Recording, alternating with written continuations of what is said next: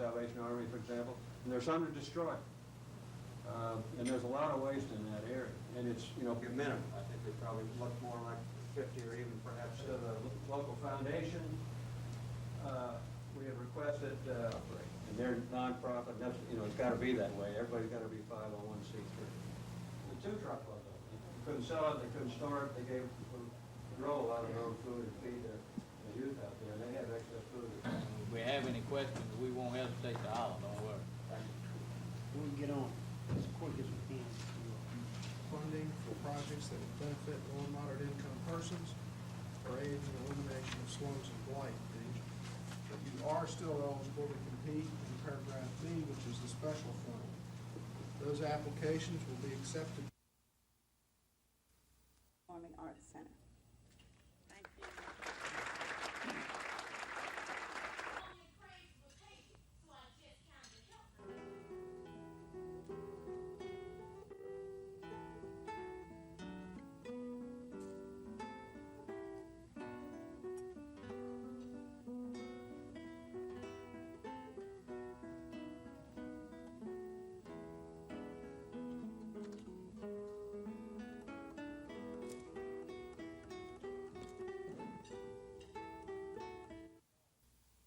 Did ask for an amendment last month in the budget, as you recall.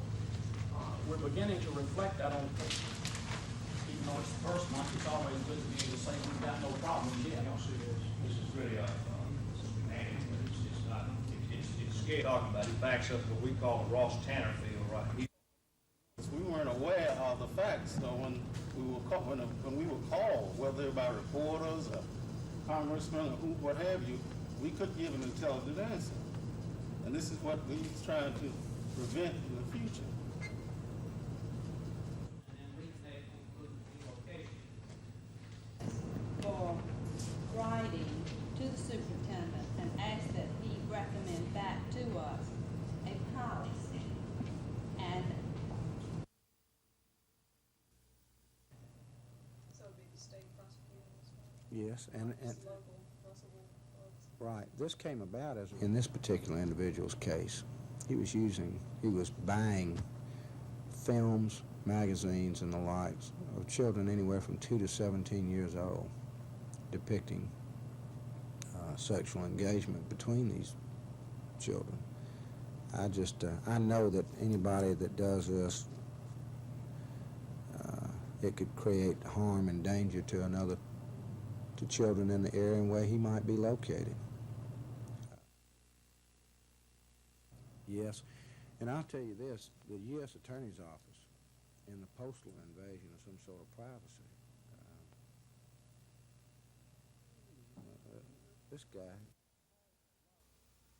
I'm asking the federal government to pass a law that will take the lives and execute all the so-called kingmakers of the drug racket in this country, and they can do so. And I think that one of the best ways to stop it is when you see a drug plane loaded with $900 million worth of cocaine from Colombia, the people who would receive that shipment should be executed.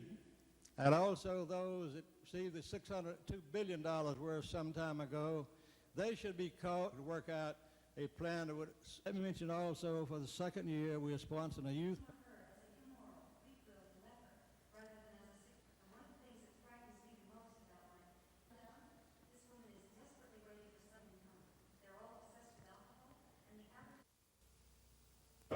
People who manage the EAD programs, for example, for DuPont or General Motors, they recognize that for a long time. Because with the problems in absenteeism, productivity, and other problems that the companies are facing these days, this is an alternative way of dealing with that and a way of helping the employee become productive again.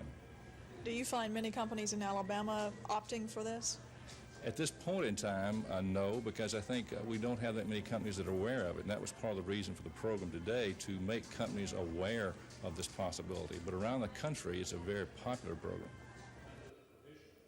This many people with certain kinds of problems, and so you can type confidentiality is protected as far as it is that. do you recommend we have the grant program? With election year right around the corner, budget hearings start early this year, and that adds to the difficulty in creating a sound budget. One of the biggest factors lawmakers will have to consider is the possibility of cutting budgets. For instance, in the education budget, the state started the year with a $250 million beginning balance. There won't be that kind of a beginning balance for the 86-87 budget. So in order to maintain the spending practices next year, the state's revenues in the education budget will have to grow nearly 13%, and that's not expected to happen. Lawmakers could find themselves $130 million short. The only salvation might be that what were billed as one-time expenses for this year, like the Eminent Scholars Program, a reserve fund for teacher hospital medical insurance, and the purchase of school buses, won't be repeated. Meanwhile, there's a similar situation in the general fund, where taxes there would have to grow at nearly 10% just to keep the state's nose above financial waters. On top of that, pensions and security is in dire financial shape, and the state's employees are hungry for a pay raise. But the state's bountiful coastal waters may be its salvation. The state may pick up millions of dollars in the settlement of federal offshore oil lease bonuses from oil companies drilling for oil and gas in the quasi-state federal waters. Chris Grimshaw, WSFA TV News.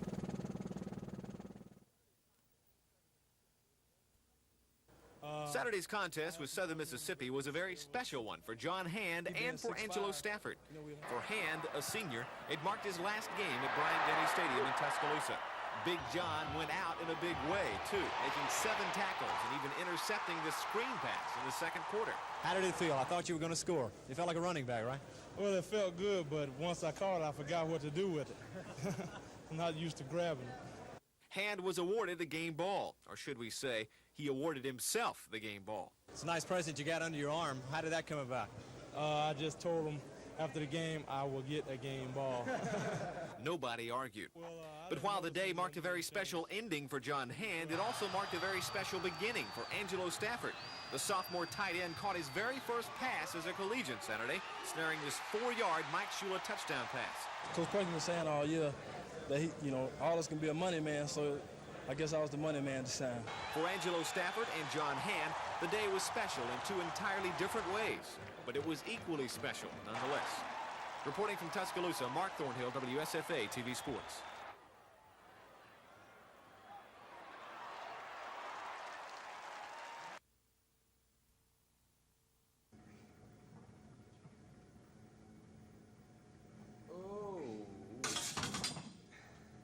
How much weight was that? That's about 415. Makes you red-faced, doesn't it? Yeah. Hey, I wonder, I've heard that you're also a professional boxer, is that right? Yeah, I've been a professional strongman for about 10 years, and I've just recently started boxing. That's kind of ridiculous, isn't it? A boxer and a weightlifter? Well, I'll tell you, I want to tell you something. I'm willing to do anything to raise money for my kids there at the King's Ranch. Yeah. But if you think it's ridiculous, Phil Snow, why don't you get in the ring with me? There's going to be a professional fight here Monday night, December the 9th at 7:30 at the Civic Center, and I'm going to go 6 rounds, and I'll make you number 6. You think it's ridiculous? We'll get in the ring, and we'll see how ridiculous it really is.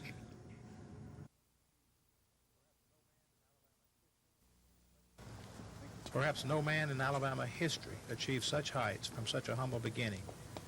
And sadly, for a man who had done so much for his adopted hometown of Huntsville, the 750-seat sanctuary of the First United Methodist Church was far from full for his final rites.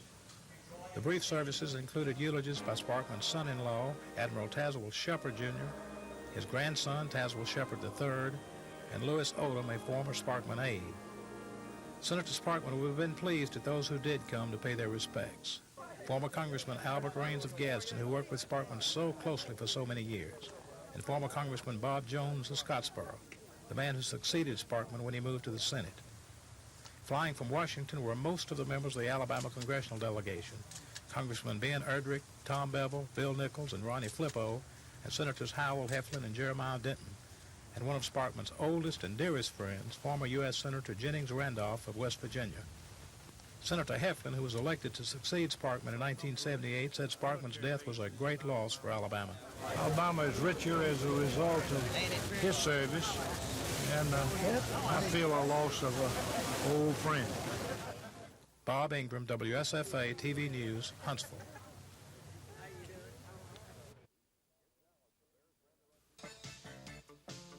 In Dallas, the Bears ran their unbeaten record to 11-0, beating the Cowboys 44-0. First quarter, Dan Hampton tipped a Danny White pass. That fell into the waiting arms of Richard Dent. Dent stepped into the end zone for his first career touchdown. Chicago's defense scored a second time in the second period. Defensive back Mike Richardson picked off a Gary Hogaboom aerial. He returned it 36 yards. With yesterday's win, the Bears now have clinched the NFC Central Division title. The Denver-San Diego game was filled with big plays. Charger running back Gary Anderson took the opening kickoff. Anderson returned it 98 yards for the touchdown, and that set the tone for the game and made it 7-0 Chargers. Late in the game, trailing San Diego 24-21, Rich Carlos booted a 35-yard field goal and sent the game into overtime. Then, after controlling the ball the entire overtime period, Bob Thomas attempted a game-winning field goal. It was game-winning, all right. Denver blocked it. Louis Wright picked it up and raced into the end zone, giving Denver a 30-24 victory over the Chargers. The Colts gave Miami a good ball game yesterday. Picking up in the first quarter, Robbie Martin fielded a Rick Roby punt. Martin cut towards the sideline, turned on the afterburners. Martin was off to the races, a 70-yard punt return for a touchdown. Dolphin running back Ron Davenport scored twice, once on the ground, and caught this 17-yard pass from Dan Marino as the Dolphins came from behind to beat the Colts 34-20. New England beat Seattle 20-13 in the Kingdome. In the second period, Steve Grogan called a reverse to Irving Fryer. Fryer ran 10 yards into the end zone untouched and gave the Patriots a 7-0 lead. Late in the game now, Grogan called Fryer's number again. This time, Grogan tossed a game-winning touchdown pass to Irving. New England now 8-3, tied with the New York Jets.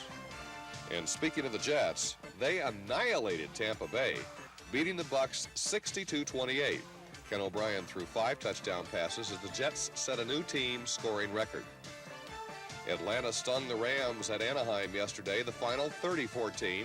Gerald Riggs, the NFL's leading scorer, ran for 123 yards and 3 touchdowns. The Rams have lost 3 in a row.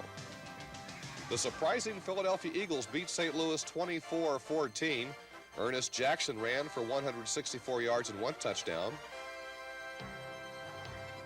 And Mike Quick caught 2 scoring strikes. Philadelphia now is 6-5.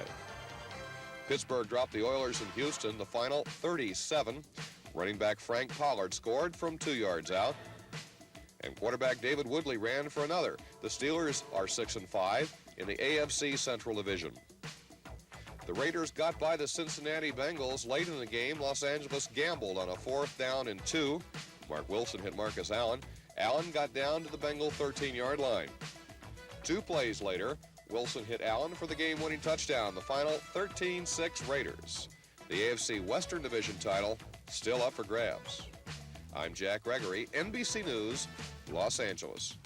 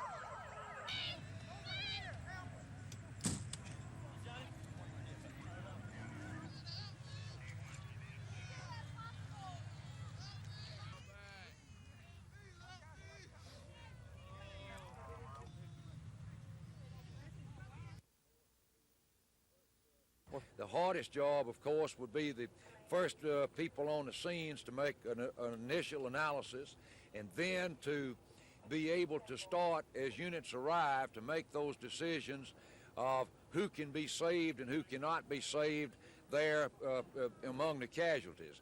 To get those that we have a chance with. In the yellow room? Okay.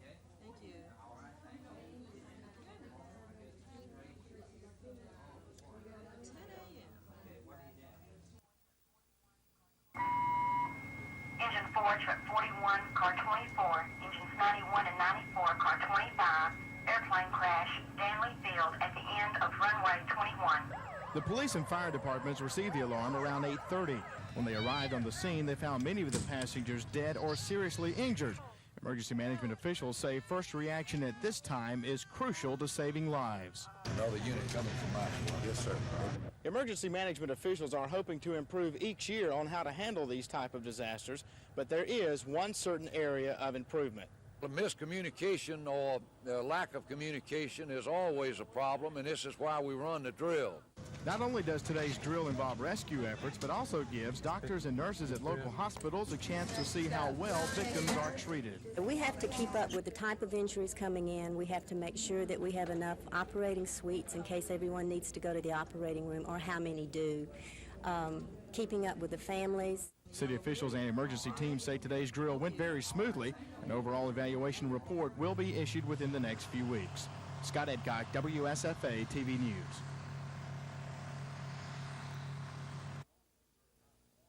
To know that Mrs. Oliver not only has a very high performance rating, which would make it, we think, it's going to lead to chaos, the green light, and then suddenly be reduced to the way. Recommended to be placed in the highest administrative position in the department, that being, no.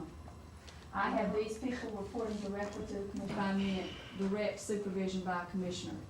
I maintain that in crisis management, one of the most important factors that a commissioner must have is timely and accurate communication. And under the reorganization plan, Julia Oliver would continue working with the welfare department, but at a lower classification and with less pay. I think this is a subterfuge and to abolish the jobs. Her attorney calls the changes, which take effect next month under a state layoff procedure, a demotion. We contend as a matter of law as well as a matter of policy of the personnel department that any reduction in rank is considered a demotion. Phillips claims the reorganization is a guise to cover up disciplinary action and says the plan is not Commissioner Gwen Williams' idea. We believe she's acting on behalf of others. Board member Andrew Gentry was not satisfied with that explanation and wanted Phillips to call names. You have some facts. If somebody has put Ms. Williams in this position to get Ms. Oliver and Mr. Jennings and Mr. Williams, then I think the board ought to know about it. Before this reorganization took place, a great deal of input was received from other top-level state officials, including Grover Jacobs, Faye Baggiano, and some others. Mr. McPhillips' client is not losing her job. Her class is no longer needed in this new organization. Commissioner Williams told the board the changes are to streamline, economize, and maximize efficiency in the department, and says 3 job classifications are no longer needed.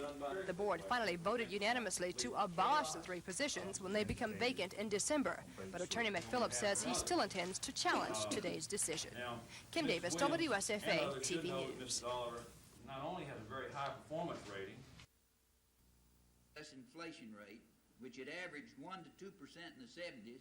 In fact, we got down there 1 or 2 years that we had a negative interest rate in the 70s. It's very favorable for farmers and others to invest in real estate. Rapidly dampened. High real interest rates resulted. Foreign capital was attracted to the U.S. with our high, but these interest rates have risen to approximately 8, well, really about 9% now, depending on what interest rates you use. In other words, you take the nominal interest rate, let's say with the Federal Land Bank, whatever it is, 12 or 13. And I will be the toughest crime fighter this state has ever known. Well, of course, I'm the first announced candidate. It's difficult to know. I'm announcing today that I will be a candidate. I think Fred Smith is probably the best prison commissioner or director of corrections that we've ever had. The only couple of areas that we disagree on are exactly what types of inmates should be placed on early release programs such as the work release program.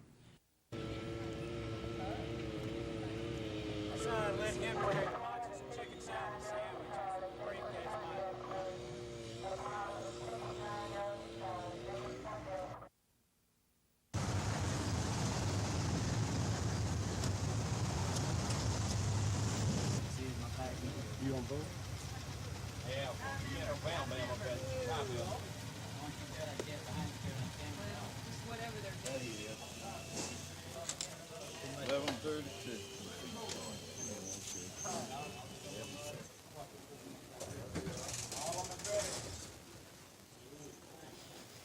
Well, it's a satisfying feeling to know that we finally reached an agreement. I'm very happy that we have the agreement now. This agreement's going to make us one of the most competitive tire plants in the whole country.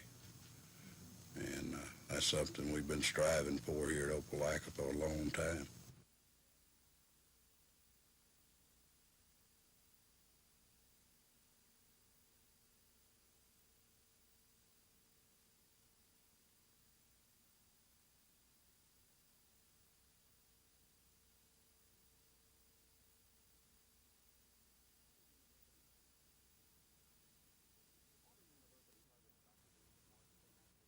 Auburn University President Dr. James Martin came asking for $135 million for his main campus and the branch campus in Montgomery. That figure is $32 million more than they expect to spend this year. Martin says it's needed to accelerate the university's contributions to the state's development. University of South Alabama President Charles Wooden wasn't to be outdone. He wants an increase of nearly 40% over this year's budget.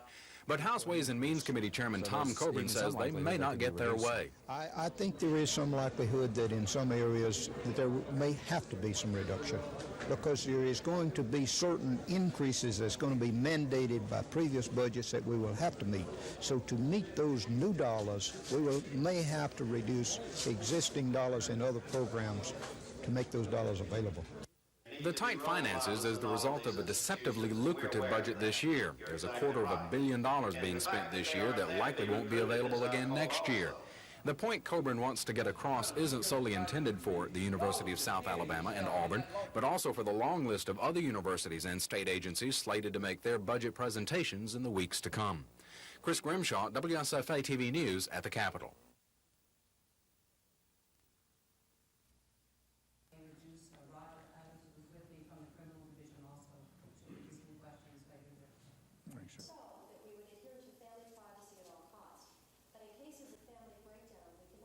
The subcommittee recently met of minors, both male and female, that do not involve prior knowledge.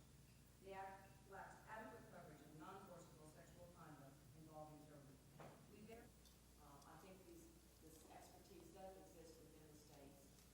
We must, however, recommend against enactment of S1156 at this time for several reasons. And this is very difficult. I know you understand my concern for child victims. But first, the problem of improving the treatment of child victims in the courtroom may not require the... But in cases of family breakdown, we cannot depend on the parents to advocate for the best interests of their child. Earlier proposal.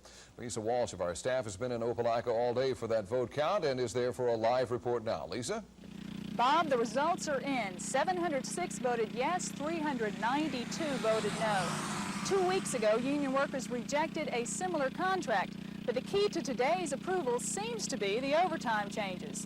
This new contract will allow for more overtime than the one previously voted on.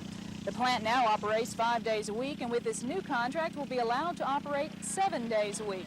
Company officials said if the new contract passed, it could result in a $10 million expansion and 350 new jobs. But some workers voted against the contract because company officials would never put that in writing. However, local union president Harold Watts is pleased with today's outcome. Well, it's a satisfying feeling to know that we finally reached an agreement. I'm very happy that we have the agreement now. This agreement's going to make us one of the most competitive tire plants in the whole country. And that's something we've been striving for here at Opelika for a long time. Company officials say they won't comment on today's vote until tomorrow morning. Bob? Thanks a lot, Lisa Walsh, live in Opelika. A settlement in Alabama's higher... Officially, you can't. But Coach Ray Perkins has been using the early part of the Tide's off week to keep some speaking commitments. He was in Birmingham yesterday, and tonight he speaks to the Montgomery Quarterback Club. Right now, he's with Mark Thornhill downtown at the Madison. Let's join him. Mark? Thank you, Phil. We are live here at the Madison Hotel, as you mentioned. Coach Ray Perkins, a lot of people, of course, at this time talking about Alabama and Auburn. It is the great college football rivalry in the nation, right? It's that time of year, Mark. You know, I think it's the greatest. I think it's the greatest rival game matchup in the country. And last year, you know, I'm sure I was quoted as saying it was bigger than the Super Bowl because it affects more people, certainly all the people in this state, for a longer period of time. You know, you talk about it regardless of the outcome of the game. You talk about it and you have either bragging rights or not for 364 days a year. You know, no one does that with a Super Bowl. But I think it's great. I think it's good for our state. I think it's good for both universities. And certainly I think it's very wholesome for our football teams and staffs. Of course, as far as the bowl situation is concerned, as it usually does, lots riding on this ball game.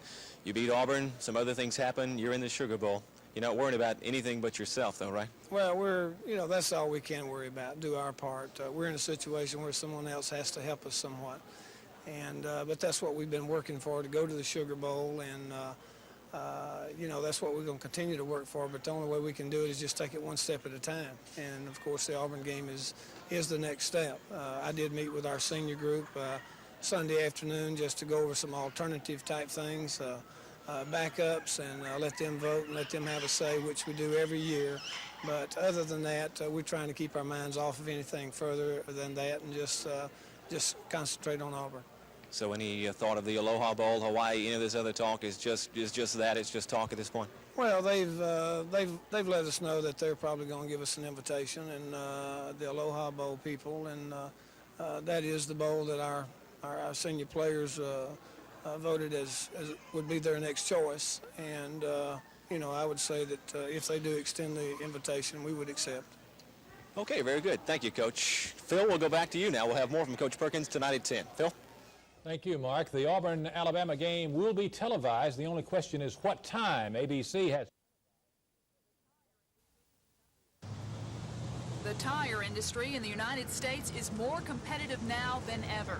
With people worried about their paychecks and not enough support for a strike, union workers today ratified a contract which will let the plant operate 7 days a week instead of the current 5, and will allow new workers to labor 12 straight hours on weekends without receiving overtime. Union Local President Harold Watts says current employees will receive overtime for working weekends, but new employees won't. Been a very tiring set of negotiations, a very difficult one, because of the condition of the tire industry. A lot of competitiveness in the industry and a lot of overcapacity. If you just look at the trade magazines, they've closed 4 tire plants in the last 2 months. After the November 4th vote, company officials announced that the contract rejection jeopardized the company's $10 million expansion and the hiring of 350 new employees. Some union workers voting against the contract today said the company was ramrodding it through with scare tactics and without any guarantee of expansion. There's nothing in writing that guarantees us that they'll hire a single person. Nothing. They refuse to put anything like that in writing. Factory manager John Rice said no one in management would comment on the vote until tomorrow morning. Lisa Walsh, WSFA TV News, Opelika.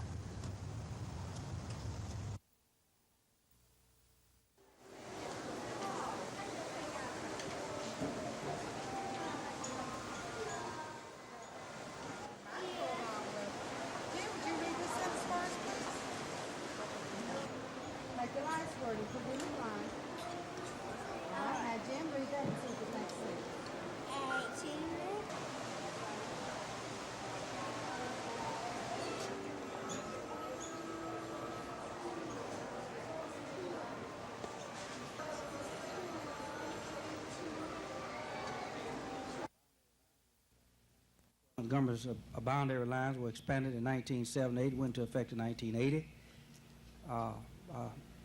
Is there discussion on the substitute? I'm not going to spend a lot of time arguing about this because the last vote won't be taken tonight, so I'm just going to go on. I just want to get the record set because it's coming up again. Madam President, one thing I want to point out. Yes, Mr. Ray. You have just passed one ordinance. Just passed an ordinance which has not fully passed yet. It's not even legal yet. previous order of business, and I would assume that he will abstain in this Now, one. I want the time to prepare our ordinance. Mr. Mayor? Let the record show that the mayor signed the previous ordinance into law prior to the vote on this ordinance.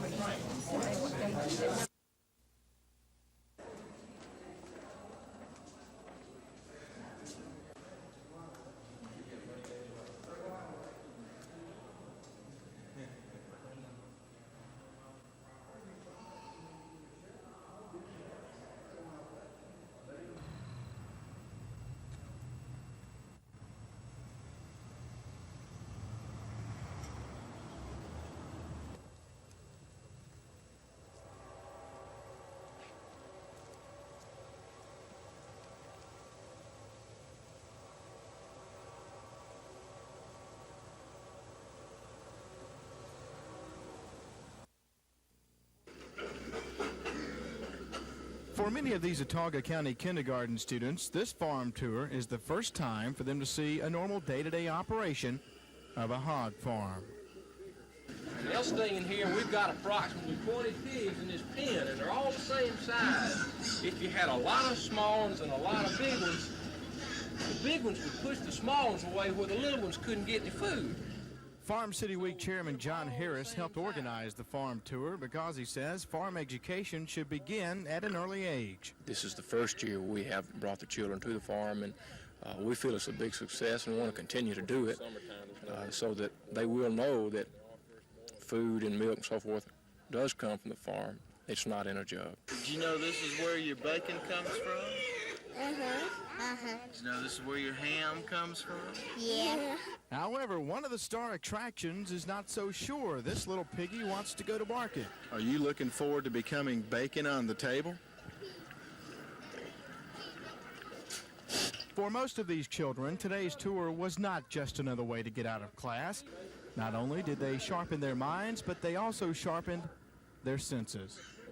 In Autauga County, Scott Edcock, WSFA TV News. Don't. Completely outdoors. Now, when they go in the...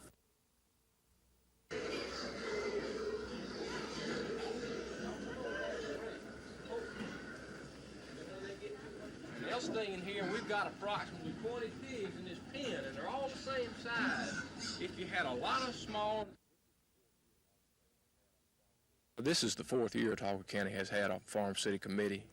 This is the first year we have brought the children to the farm, and we feel it's a big success and want to continue to do it so that they will know that food and milk and so forth does come from the farm. It's not in a jug. You get too close, you fall in. They don't have an indoor place for them. Don't. Completely outdoors. Now, when they go in, they are firstborn. The first 24 hours are crucial that they maintain their body temperature. Okay, everyone looking right at this way. Right there, and...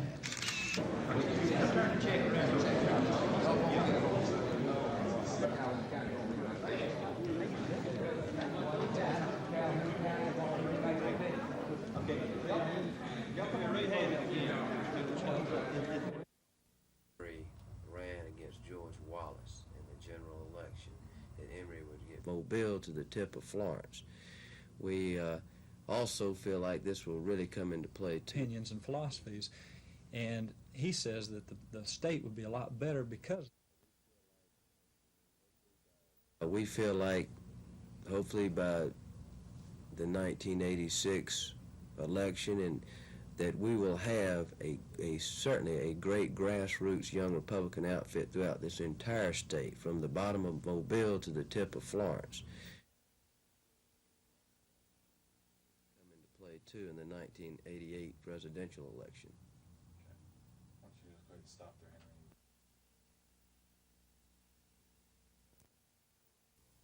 Henry? Ran against George Wallace in the general election, that Emory would get a fundraiser either the end of January or 1st of February. You have to be at least 21 years old. And we amended ours. Several organizations have a cap of 36. I definitely think so, yes. More and more people are realizing that by standing by, political problems are not going to be solved. They've got to get involved, and they've got to get involved at an early age so they start understanding the problems at an early age. And therefore, when they reach an age where they can devote more time to it, they are aware of the problems and can also initiate some very good solutions.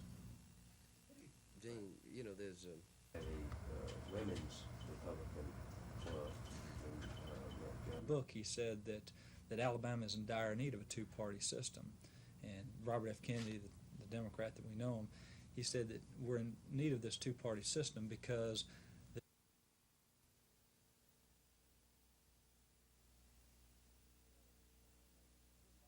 real detail at this time, but would like to call your attention to the funds that impact greatly on the, and they do give credit for the time that they are trained in the prison facility. Prison education. I noticed you have dealing with West Jefferson Prison, barbering. Representative Bowling, on page 4 of your handout, you will see a breakdown of the current prison education.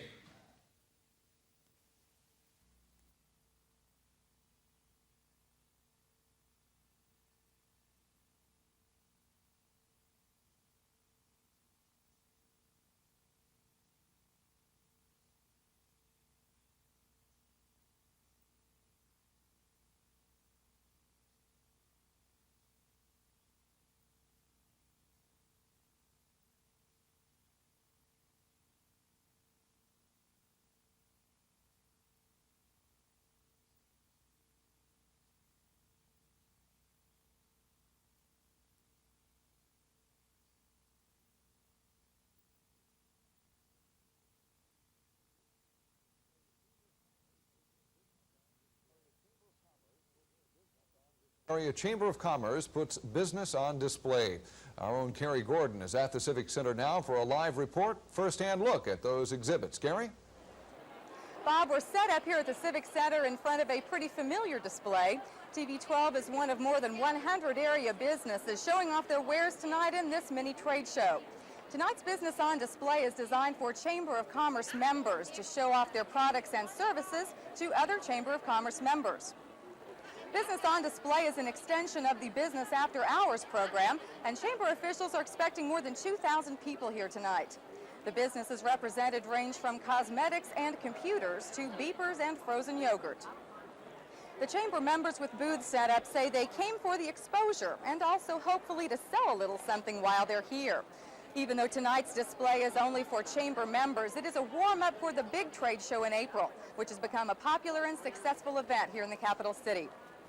So, Bob, we are here at the Civic Center, and we will hang around and bring you back some more information about Business on Display tonight at 10 o'clock. Well, we'll be looking for that. Thanks. Carrie Gordon live at the Civic Center. Back with more in a moment.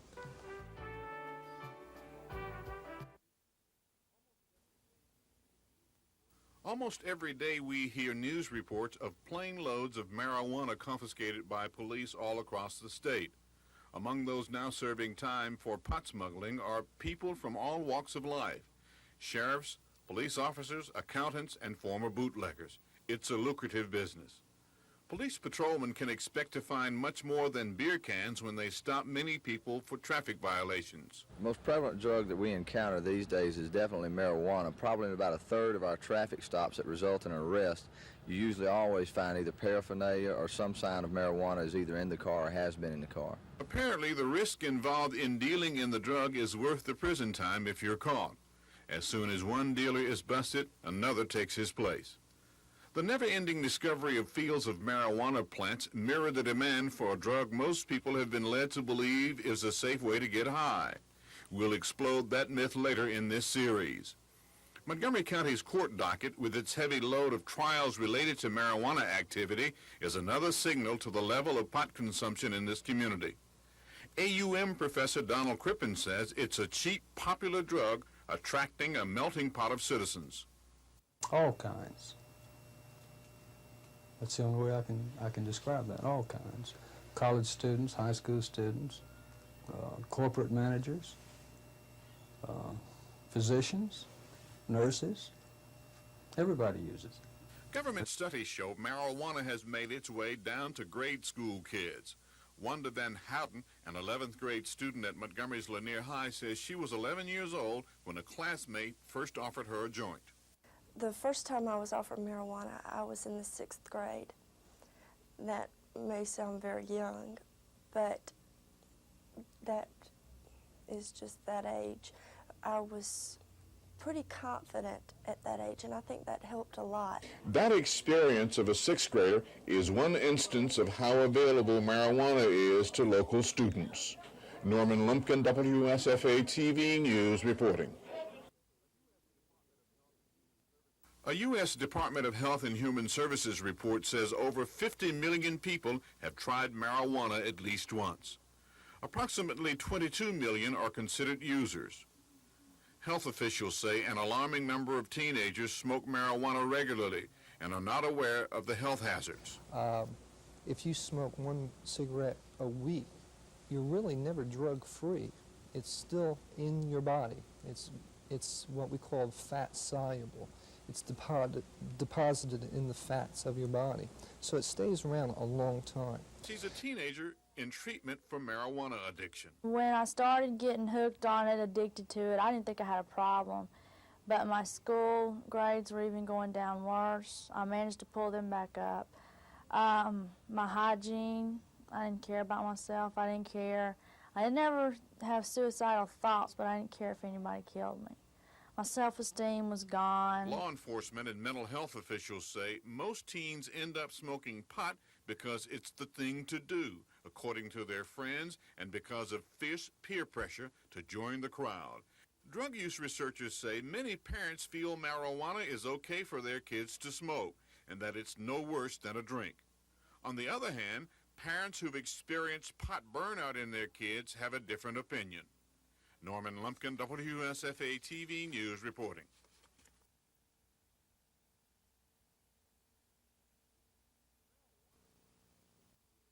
Marijuana burnout affects people who smoke pot heavily over a long period of time. They can become dull, slow-moving, and inattentive. Sometimes they are unaware of their surroundings and do not respond when spoken to. Scientists believe that burnout may be a sign of drug-related mental impairment. Carol Chandler has seen many marijuana addicts with the burnout symptoms. The most prominent side effects are what we call the amotivational syndrome, where the person loses interest in things that would be of value to them ordinarily. Especially in young kids, in adolescents, we see the amotivational syndrome. They drop out of sports, they don't care about the school grades, and regardless of the pressures put on them by their families, they just simply don't care.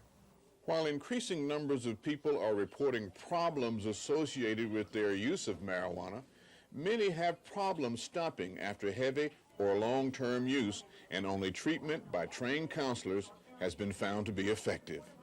Norman Lumpkin, WSFA TV News reporting.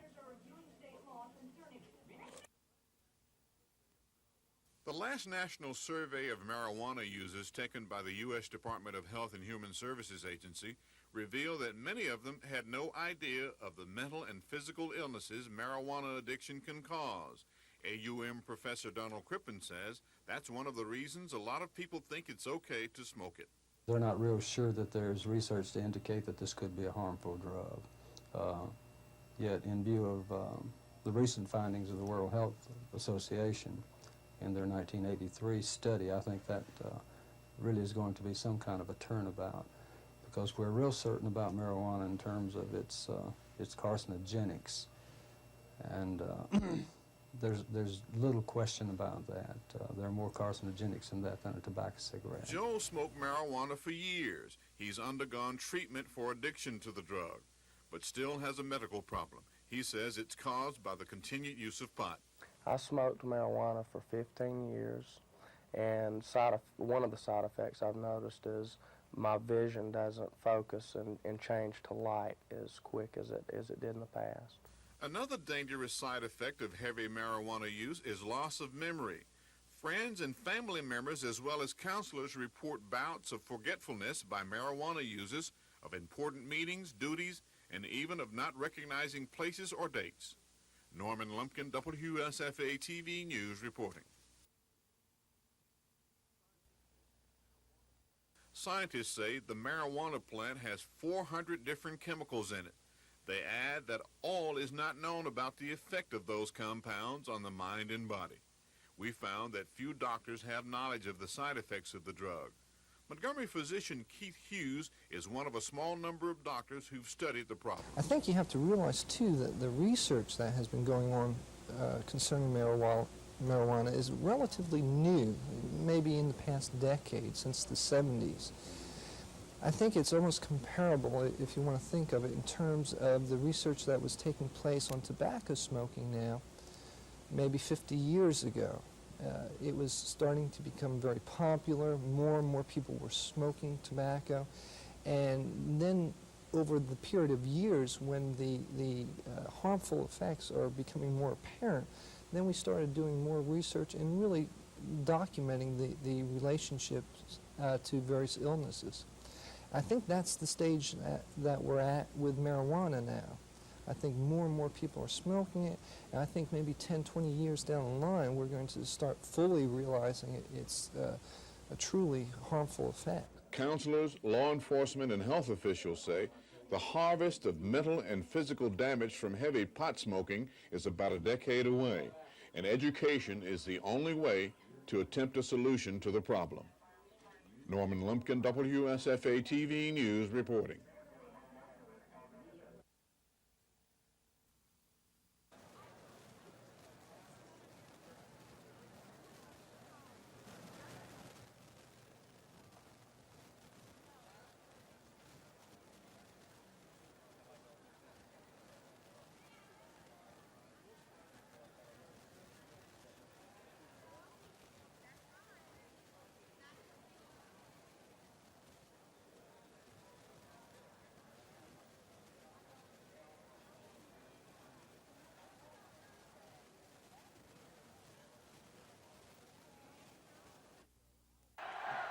One year ago, Al Bell was performing in relative obscurity, playing at a small junior college out in Kansas.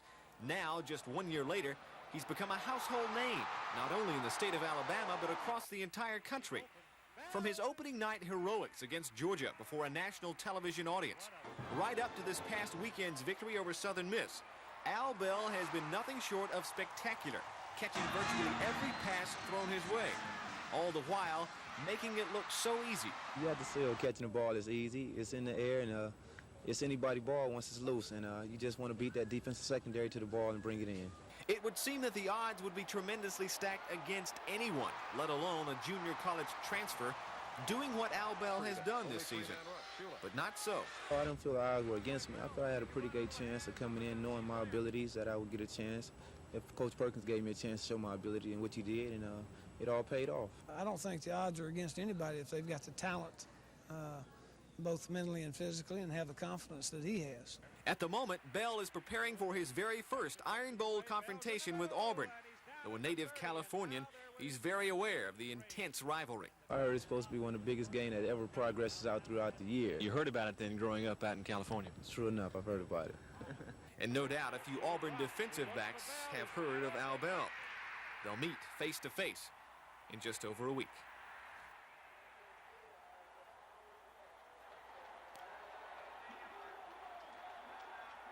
Ray Perkins. And Jim said, yes, I'd like to play golf. Now, sound like a bunch of them play golf with you, too.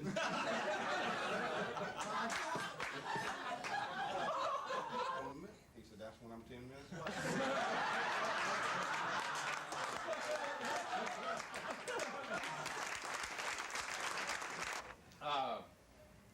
Phil, you're doing a wonderful job. This thing is getting long, though, isn't it? This is longer than one of those Lindsay Saturday night things. About anybody outside that's going to come in? Pat Sullivan just won the Heisman Trophy, and he was invited to the Pensacola Open. True. On the 18th. Did you attend those meetings? No. Why? I spend our own money. I would suggest to you that and I say to you that black folk to be indifferent to white people. In terms of the whole of society and what do we go forth as a mission, we sometimes do not have a firm plan or action plan in place. And I'm thinking that from this we can get together, get some coalitions started and some consortiums to address some of the issues.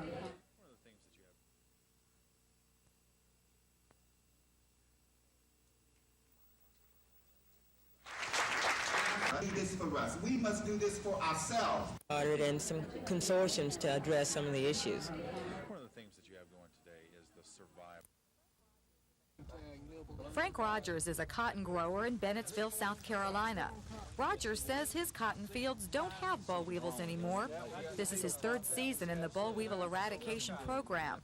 Rogers calls the program a long-term solution, but Frank Rogers isn't the only one noticing a difference. There are no boll weevils on this farm. This is a David Lynch farm in Marlboro County. There's no boll weevils have been captured here this year. To other farmers, the possibility of growing cotton without having to fight the dreaded boll weevil may sound too good to be true. But the eradication program already underway in North and South Carolina seems to be working. And it's been an absolute success for myself and all of my neighbors in that area. And there is absolutely not a producer in that area that is not totally sold on this program. Basically, the program consists of extensive spraying and interrupting the weevil's reproductive cycle. The federal government provides the personnel and the farmers put up the money. The cost of the program runs about $30 an acre per farmer. Cash these growers say is money well spent. We want the Southeast to get back into cotton. We feel like that the West took cotton away from us.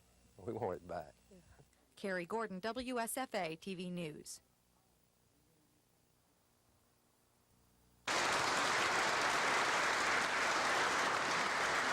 But you could choose to be here whether you wanted to or not, in seclusion and all. So he said, I still.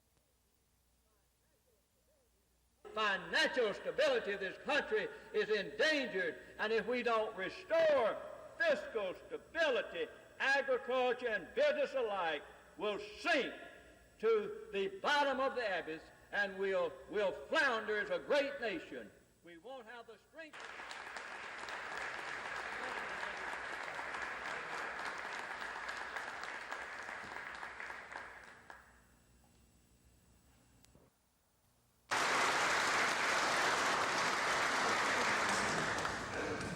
We're very privileged to have him, Mr. Gordon. 10 more years. Had him back, the abbot had him back, the head monk, And, in seclusion and all, so he said, I still, and a little boy standing nearby. And we're going deeper and deeper in debt, and this country, the financial stability of this country is endangered, and if we don't restore fiscal stability, agriculture and business alike will sink to the bottom of the abyss, and we'll flounder as a great nation. We won't have the strength of this defense for this freedom we enjoy. again, is outstanding. We're $155,000 away. I guess from at home when she was recuperating. Anita, won't happen unless we work every single card that's there. We're at 124.7%. Smoking, so I've got about a few more days, I trust, to do that, and then that will be the end. Looks a lot. Interstate 65 is clogging up as people head north to escape Kate's wrath. By mid-afternoon, all 3,500 hotel and motel rooms in Montgomery were already filled. Good afternoon. Thank you for calling Daisy Airport. No, sir, we don't. Evacuees started arriving last night, many bringing all the possessions they could fit into their vehicles. For most living along Alabama and Florida's coastlines, this flight from hurricanes is fast becoming a familiar occurrence. So we're getting used to the whole shebang. It's getting to be old hat. Hurricane habit we're forming. But while the evacuees may be joking or reading and watching weather reports to pass the time, in their relative safety hundreds of miles from the Gulf, the thought of Kate crashing into their homes threatens the calm. We have a mobile home. That's one reason we left. I just checked with one of my friends, and it's just now getting bad there. But it is a strange feeling not knowing what's going to be there when you get back. Not knowing whether their homes will still be standing or whether there will be nothing at all. Lisa Walsh, WSFA TV News.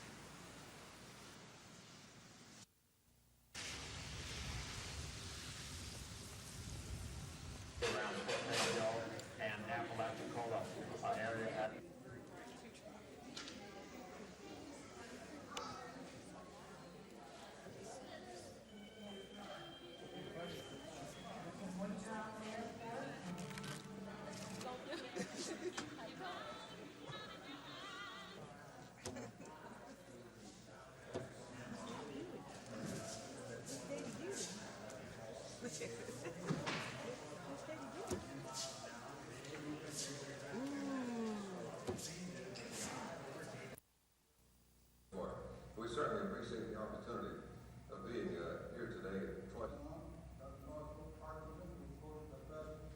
Here today, but he could not, and I'm glad to represent a part of Troy State University, but to have federal funding is going to be harder and harder to get with federal deficits and other demands on federal funding. We hope that the people of the state of Alabama are concerned enough that they will provide state funding to assist farmers in solving some of these problems. It's education for us. We have WSFA television here today and WTSU television from the university. And cars because we need the rain, but I do hope you enjoy your stay here in Troy, Alabama. Thank you. It's a turkey.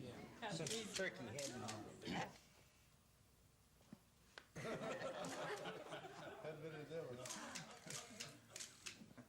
That's right. I didn't feel like ringing a turkey. That's his brother. That keeps him bringing the neck. Y'all have a lot of business out of state too. I can ship a lot out of it. But there is a pooled investment program for endowment, which is run. Not all trustees who have been elected in the last 4 years, say. There are some who have been rather than conflict.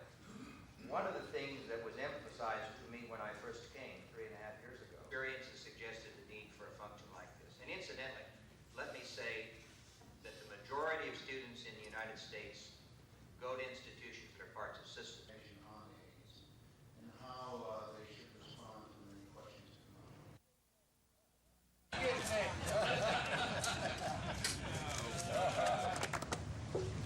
Thank you, Mayor. Mayor.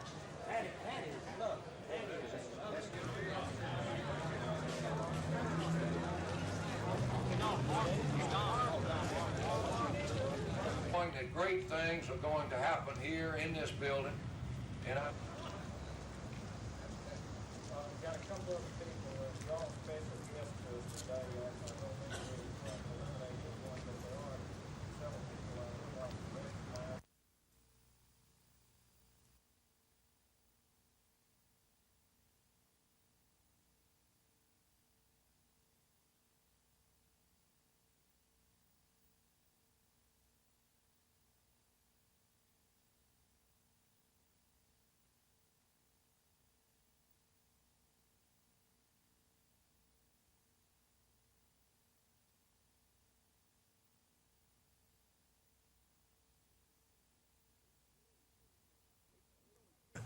It seems only fitting that our McDonald's Team of the Week this week was involved in the Game of the Week last week. Coach Jimmy Foshi's Stanhope Elmore Mustangs traveled to Centerville last Friday night to take on the undefeated Bibb County Choctaws. Tailback Stanley Crawford of Stanhope rambled for 177 yards and a pair of touchdowns. His second of the night, this 9-yard run with just over 3 minutes to play, gave the Mustangs a seemingly comfortable 21-14 lead. However, the defense would be called on to win this one. Bibb County drove the ball 54 yards to the Stanhope 3 with only 16 seconds remaining. Bibb County with no timeouts. Sammy Bishop hit Danny Caffey to the 2, but the Mustangs defense stopped him short of the goal line as the clock ran out. Stanhope Elmore winning a thriller, 21-14. That's tough on players, it's tough on coaches, it's tough on everybody when one comes down to the wire like that, isn't it? You're right there. We came from behind twice. They ended up on the 1-yard line when the clock ran out, so it was real tough for us. But we were real proud to win. That win lifted Stanhope into the quarterfinals, but things don't get any easier. This Friday night, they travel to Dora to take on the 10-1 Bulldogs. I guess it gets tougher each week. We feel we're down to the final 8, and fortunate to be here, and hope we can be a worthy opponent. The Mustangs were a very worthy opponent last Friday, and they're also a very worthy recipient of this week's McDonald's Team of the Week honor.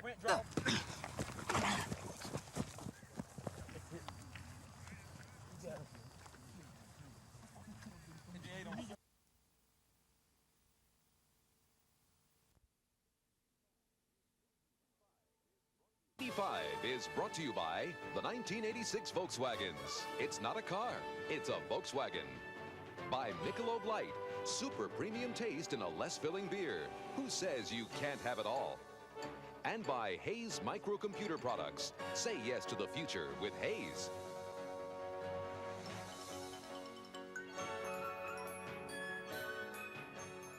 Hi again, everybody. I'm Bob Costas. Pete Axthelm, Ahmad Rashad, and Larry King will join us later in the day, but this program is given over to our interview with NFL Commissioner Pete Rozelle, and as you saw from that opening shot, we are joined by a live, although greatly subdued, studio audience, and later in the program, they'll have an opportunity to pose their own questions to the Commissioner. Quickly now, these are the games coming up on a doubleheader Sunday on NBC. Some of you will see the pregame show now, and then a single game at 4 Eastern Time, although most will see a doubleheader. Early games include Miami at Indianapolis. The Dolphins have beaten the Colts 10 straight times. Pittsburgh is at Houston. The Steelers share the top spot with the Bengals in the AFC Central at 5-5. Buffalo is at Cleveland, also at 1 Eastern.